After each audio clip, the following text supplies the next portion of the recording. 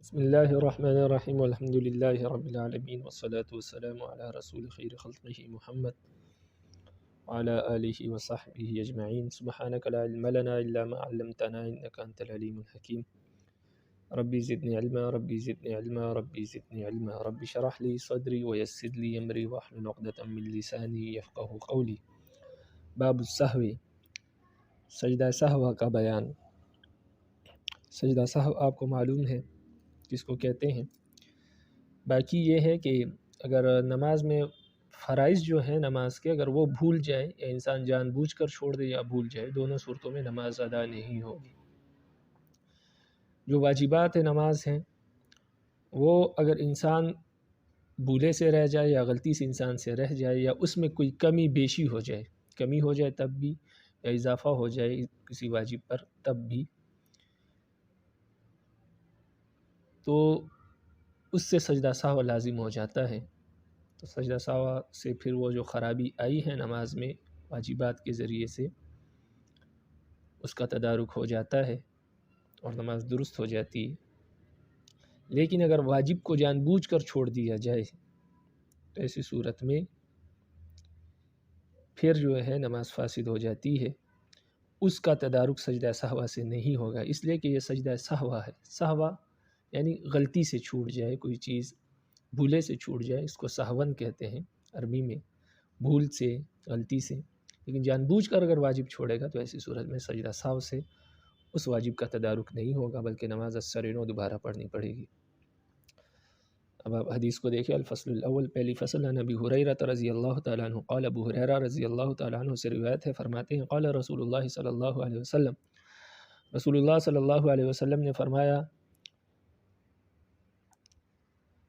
ان احدکم اذا قام یصلی، جب تم میں سے کوئی شخص نماز پڑھنے کے لیے کھڑا ہوتا ہے، جاءہ الشیطان، تو شیطان اس کے پاس آتا ہے، فیلبس علیہ، اور اس کی نماز اس پر خلط ملط کرتا ہے، یعنی اس کو خیالوں میں الجھا دیتا ہے، اور کبھی کہتا ہے آپ نے فاتحہ نہیں پڑھی، کبھی کہتا ہے اس میں کمی ہو گئی، کبھی زیادتی ہو گئی، تو خیالوں میں الجھا کے پھر بعد میں یہ وسوسے ذہن میں پیدا کرتا ہے، تو آپ پر نماز خلط ملط کرتا ہے۔ حتی لا یدری کم صلی، یہاں تک کہ نماز پڑھنے والے کو یہ معلوم نہیں ہوتا کہ اس نے کتنی رکعتیں پڑھی ہیں یا نماز کیسے پڑھی۔ فاذا وجد ذلک احدکم، جب تم میں سے کوئی شخص ایسی صورت پا لے، یعنی تم میں سے کسی شخص پر ایسی صورت آ جائے کہ اس پر نماز خلط ملط ہو جائے، اس کو معلوم نہ ہو کہ یہ فلاں چیز میں نے پڑھی ہے یا نہیں پڑھی، تو فلیسجد سجدتین وہو جالس، تو وہ شخص 2 سجدے کرے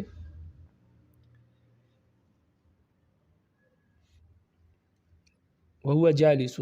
اس حال میں کہ وہ بیٹھا ہو، یعنی قید اخیرہ میں بیٹھ کر 2 سجدے کرے، متفق علیہ۔ تو اس حدیث میں فرما دیا کہ اگر آپ پر نماز خلط ملط ہو جائے، آپ سے رکعت آگے پیچھے ہو گئی ہے، اور یا اسی طرح کوئی واجب ہے جو آپ سمجھ رہے ہیں کہ آپ نے نہیں پڑھا، جیسے آپ نے دعائے قنوت نہیں پڑھی، اکثر ایسا ہو جاتا ہے، یا بعض اوقات آتا ہے کہ آپ نے سورت نہیں پڑھی پہلی یا دوسری رکعت میں، یا اسی طرح کوئی اور واجب رہ گیا آپ کا، یا تشہد میں آپ نہیں بیٹھے دوسری رکعت میں، تو یہ اگر خلط ملط ہو جائے تو ایسی صورت میں سجدہ سہو کر لیا جائے۔ عن عطاء بن یسار عن ابی سعید الخدری رضی اللہ تعالیٰ عنہ، عطاء بن یسار رحمہ اللہ ابو سعید خدری رضی اللہ تعالیٰ عنہ سے روایت کرتے ہیں، فرماتے ہیں قال رسول اللہ صلی اللہ علیہ وسلم، رسول اللہ صلی اللہ علیہ وسلم نے فرمایا، اذا شک احدکم فی صلاته فلم یدری کم صلی ثلاثا او اربعا، فرمایا جب تم میں سے کسی شخص کو اپنی نماز میں شک ہو جائے اور اسے یہ معلوم نہ ہو کہ اس نے کتنی رکعتیں پڑھی ہیں، 3 پڑھی ہیں یا 4، فلیطرح الشک، تو وہ شک کو چھوڑ دے، والیبن علی ما استیقن، اور جس پر یقین ہے اسی پر نماز کی بنا رکھے۔ مثال کے طور پر ایک شخص نماز پڑھ رہا ہے، 4 رکعت کی نماز ہے، اب وہ کھڑا ہو گیا، اب کھڑا ہوا نماز پڑھ رہا ہے، تو نماز کے اندر اس کو شک ہوا کہ یہ میری آخری رکعت ہے یا تیسری رکعت ہے، اب شک ہو گیا آخری رکعت یا تیسری رکعت میں، تو شک تو آخری رکعت میں ہے اصل میں، تیسری رکعت میں نہیں۔ تیسری رکعت تو یقینی ہے کہ تیسری پڑھی ہے، چوتھی میں شک ہے کہ یہ جو رکعت میں پڑھ رہا ہوں یہ چوتھی ہے یا تیسری ہے، یعنی تیسری میں تو شک نہیں ہے لیکن چوتھی ہے یا نہیں ہے اس میں شک ہے۔ تو اس کا مطلب یہ ہے اس حدیث کا کہ شک کو چھوڑ دیا جائے، یعنی جو چوتھی رکعت ہے جس میں شک ہے تو چوتھی رکعت کو چھوڑ دیا جائے اور یہ سمجھا جائے وَلْيَبِنْ عَلَى مَسْتَيْقَنَ، اور یہ سمجھے کہ یہ تیسری ہی رکعت ہے، اور اس کے بعد پھر یہ کرے کہ احتیاطاً، ویسے تو حدیث میں یہ جملہ نہیں ہے لیکن فقہاء نے لکھا ہے کہ احتیاطاً اس تیسری رکعت میں بیٹھ کر تشہد تک پڑھے اور پھر کھڑا ہو جائے، پھر چوتھی رکعت پڑھ لے اور آخر میں سجدہ سہوا کر لے تو نماز درست ہو جائے گی۔ لیکن حدیث میں صرف اتنا ہے کہ شک کو چھوڑ دے، یعنی چوتھی رکعت کو چھوڑ دے، تیسری رکعت جو کہ یقینی ہے اس میں تو شک نہیں ہے، تو تیسری رکعت پر بنا کرے، یہ سمجھے کہ یہ میری تیسری رکعت ہے، پھر کیا کرے آگے حدیث نے مزید نہیں بتایا، حدیث ڈائریکٹ سجدہ سہوا کی طرف چلی گئی کہ ثم یسجد سجدتین قبل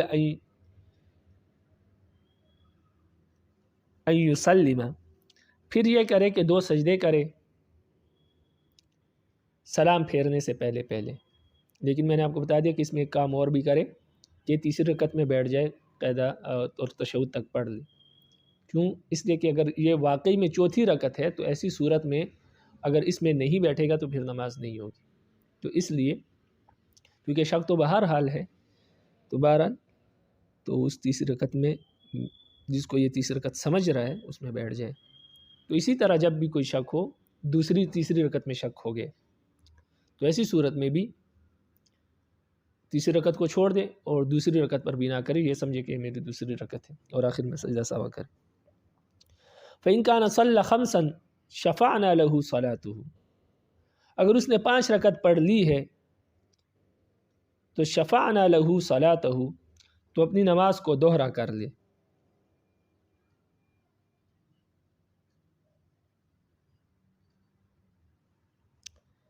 اس کی مثال یہ ہے کہ اب اس کو شک تھا کہ میری یہ تیسری ہے یا چوتھی رکعت ہے،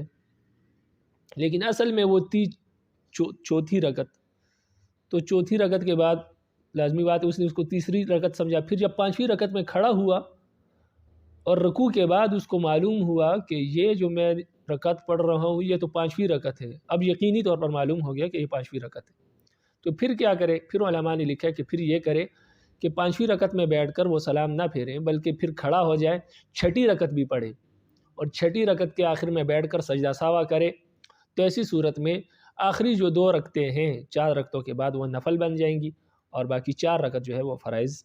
ہو جائیں گی۔ تو یہ مطلب ہے کہ اگر کسی نے 5 رکعت پڑھ لی، یعنی بعد میں معلوم ہو گیا کہ یہ میری 5ویں رکعت ہے حقیقت میں، تو شفعنا لہ صلاتہ،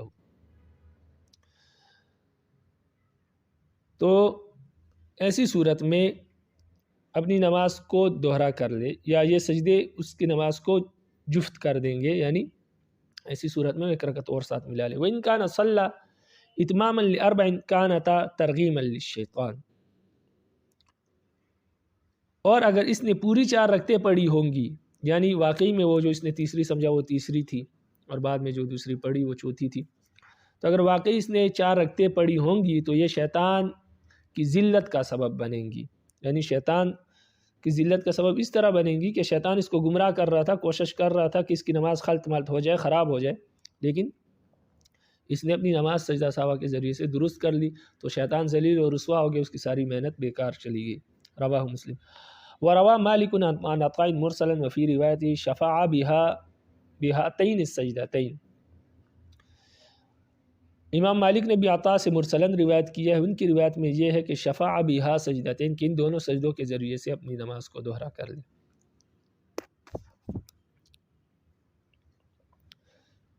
وعن عبد الله بن مسعود رضی اللہ تعالیٰ عنہ،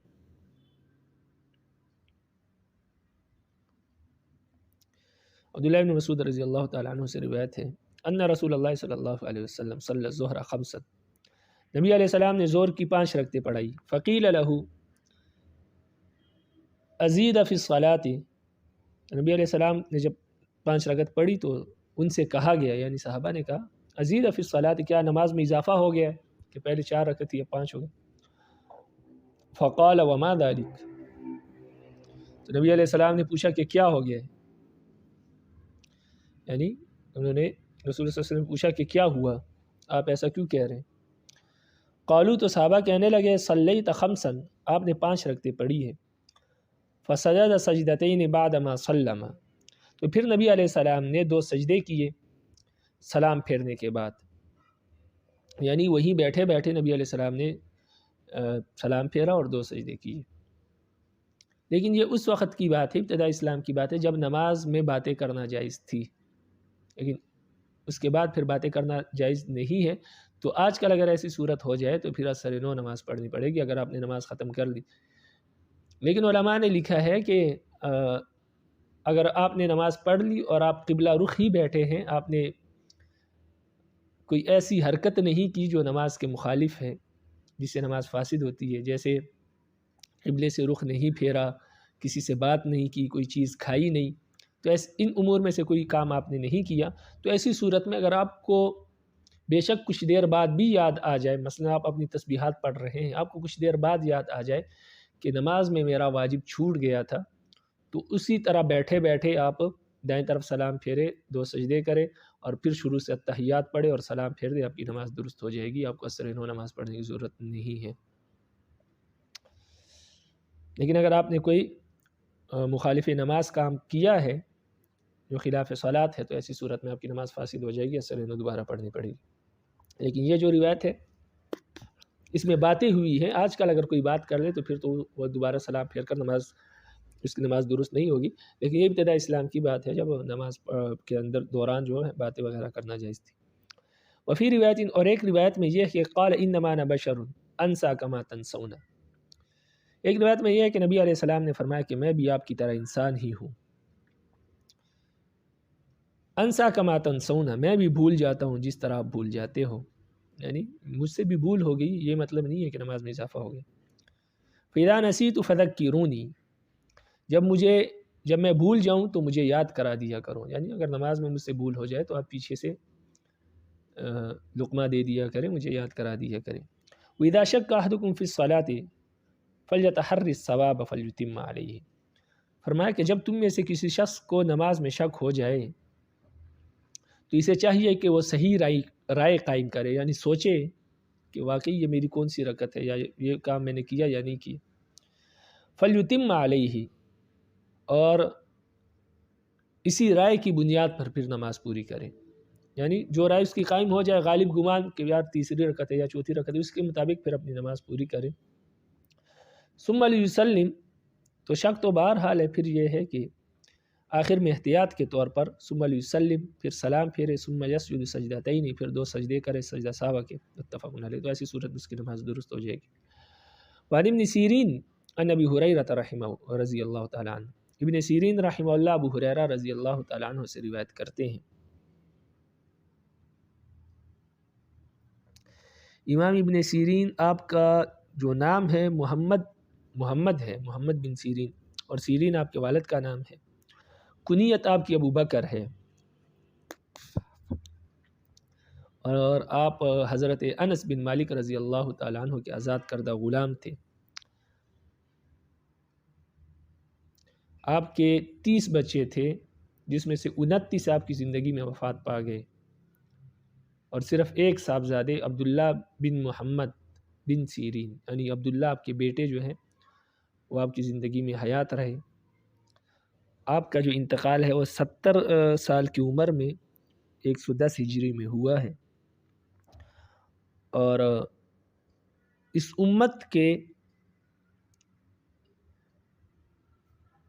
تعبیر رؤیا کے امام ہیں آپ، یعنی خواب کی تعبیر کا جو علم آپ کے پاس تھا وہ اس امت میں کسی کو حاصل نہیں تھا. تو خوابوں کی تعبیر کے جو امام ہیں وہ ابن سیرین رحمہ اللہ ہے، جو اس حدیث کے راوی ہے جس کو میں نے ابھی ذکر کیا کہ ابو ہریرہ سے وہ روایت کرتے ہیں، تابعی ہے اور انس بن مالک رضی اللہ عنہ کے آزاد کردہ غلام ہے۔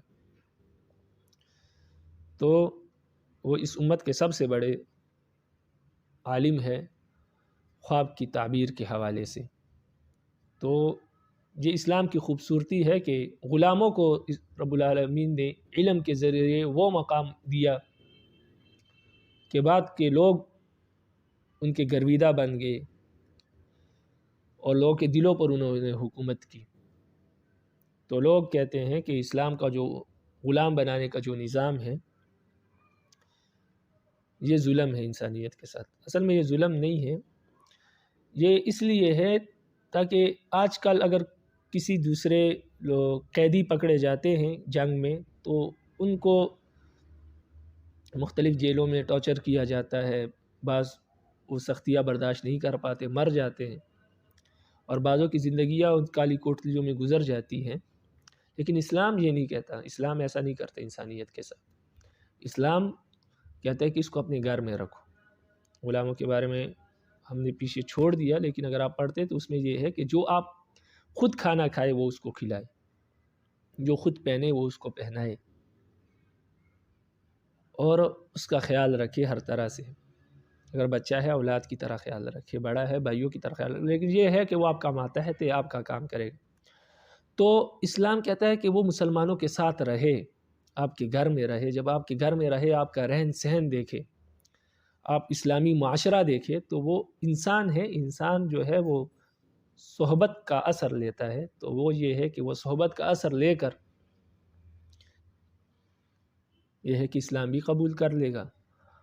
اور پھر یہ ہے کہ ہو سکتا ہے کہ رب العالمین اس سے بہت بڑا کام لے لے۔ اس لیے کہ علماء فرماتے ہیں کہ ہر انسان میں کچھ صفات ہوتی ہے جو دوسرے انسان میں نہیں ہوتی۔ ہر انسان ایک چمکتا ہوا ہیرا ہے، لیکن بعض یہ ہے کہ بعض ہیرے کیچڑ وغیرہ میں پڑے ہیں، تو ان کو اٹھا کر اگر ان کی صفائی کر لی جائے تو وہ بھی وہ روشنی اور چمک دے سکتے ہیں جو دوسرے ہیرے دیتے ہیں۔ تو انسان تو اسلام جو ہے وہ تو انسانوں کو چمکاتا ہے، یعنی غلام بنا کر، تاکہ غلام بنانے کا یہ مقصد نہیں ہے کہ اس پر ظلم زیادتی کی جائے۔ یہ مطلب ہے کہ یہ مسلمانوں کے ساتھ رہے، ان کے نمازوں کو دیکھے، ان کے عبادات کو دیکھے، ان کے اخلاق کو دیکھے، ان کے کردار کو دیکھے، تاکہ اس سے اس کے دل میں اسلام کے خلاف جو نفرت ہے وہ ختم ہو جائے، اور پھر اسلام قبول کرے، اور پھر رب العالمین اس کو بھی چمکا دے اس طرح جس طرح باقی لوگوں کو، باقی مسلمانوں کو چمکایا، اور پھر یہ بہت بڑے بڑے کام رب العالمین سے لیتے ہیں۔ تو بہت سارے ایسے ہیں جو ہمارے ائمہ میں سے کہ وہ اکثر غلام تھے۔ امام ابو حنیفہ رحمہ اللہ کے جو والد تھے حضرت علی رضی اللہ عنہ کے آزاد کردہ غلاموں میں سے ہیں، ابن سیرین رحمہ اللہ، اس طرح دیگر جو ہیں عطا بن ابی رباح وغیرہ، حضرت اکرمہ رضی اللہ تعالیٰ عنہ، محدثین بڑے بڑے، یہ سارے غلام تھے، لیکن اسلام نے ان کو وہ عزت دی، وہ مقام دیا کہ جو کفر میں ان کو 1000 سال تک حاصل نہیں ہو سکتا تھا۔ یہ سارے اصل میں کافر تھے، جنگوں میں پکڑے گئے، قیدی بنا کر لائے گئے، پھر غلام بنے، اور پھر غلام بننے کے بعد جب اسلام دیکھا تو اسلام کی روشنی دیکھی، اس کی چمک دیکھی، اس کے گرویدہ بنے، پھر اسلام قبول کیا، اور پھر علم حاصل کیا، اور یہ علم وہ بہترین چیز ہے کہ رب العالمین نے اس کے ذریعے سے ان کو وہ مقام دیا کہ یہ پھر مسلمانوں کے امام بنے، پیشوا بنے، اور آدم علیہ ابراہیم علیہ السلام کی وہ دعا کہ میری اس امت کو جو آنے والی ہے اس کو لوگوں کا امام اور رہنما بنا دے، تو اس دعا میں شامل ہو گئے، اور دین کے بڑے بڑے کام رب العالمین نے ان سے لیے۔ تو صرف ابن سیرین رحمہ اللہ کو آپ دیکھیں کہ غلام اور اس امت کا سب سے بڑا عالم خوابوں کی تعبیر کے حوالے سے، لیکن اگر اس کو غلام نہ بنایا جاتا، اس کو کسی قید خانے میں قید کر دیا جاتا، وہاں کسی کالی کوٹلی میں اس کو رکھ دیا جاتا، وہاں اس کو ٹارچر کیا جاتا، مارا جاتا، اس کی وجہ سے یہ مر جاتے ہیں، یا اس کی زندگی ان کالی کوٹلی، ان کالی دیواروں میں گزر جاتی، تو ان کو آج کون جانتا۔ لیکن آج 1450 سال بعد بھی ان کا نام زندہ ہے، وہ اس علم کی وجہ سے اور اسلام کی اس خوبصورت نظام کی وجہ سے۔ تو یہ جملہ معترضہ کے طور پر یہ بات آ گئی۔ ابن سیرین رحمہ اللہ کا تعارف اس لیے ضروری تھا کہ یہ بہت بڑی شخصیت ہے اس امت کے، اور خاص کر تعبیر رؤیا کے حوالے سے۔ تو یہ اس حدیث کے راوی ہے،